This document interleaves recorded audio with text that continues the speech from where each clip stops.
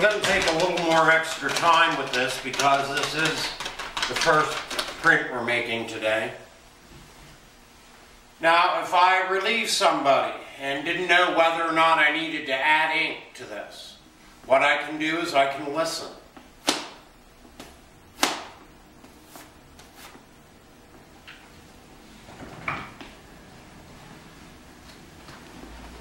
Now, in a large printing operation in Franklin's day, there'd be two men working a press. One would ink, one would handle the paper and pull.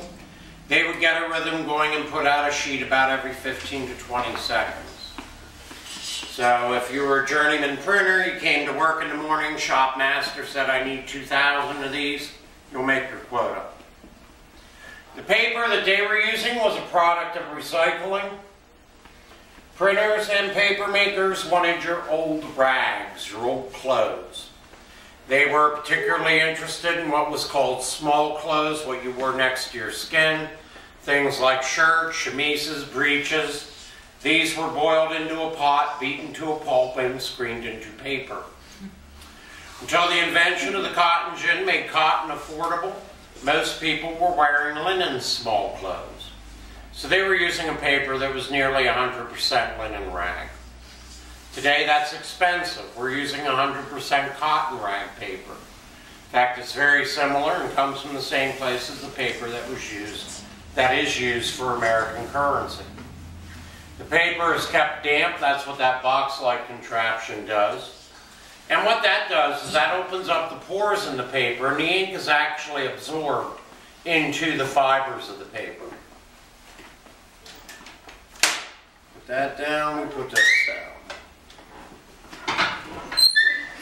The machine gets its name because pulling this lever is what's going to press the ink, the type, and the paper together to create an image.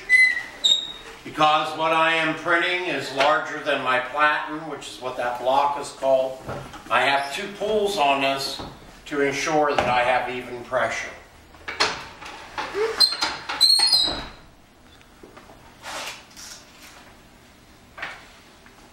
And today we are reproducing a document that was printed in 1777 in Baltimore, Maryland.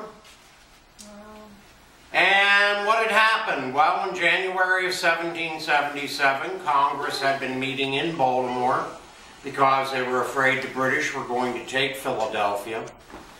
Washington turns things around with his Christmas Day crossing of the Delaware.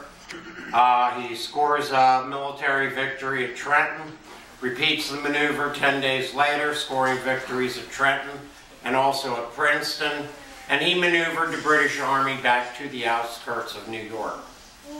Congress was thrilled, but they also wanted to reignite the patriotic feeling that existed the previous summer.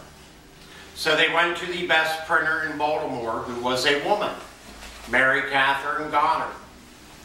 Ms. Goddard was instructed to print the text of the Declaration of Independence and include, being named public for the first time, the names of the men who signed the sign copies. Now with damp paper and damp ink, the last step that I'm going to take with this, we're going to hang it up to dry. That's what these racks are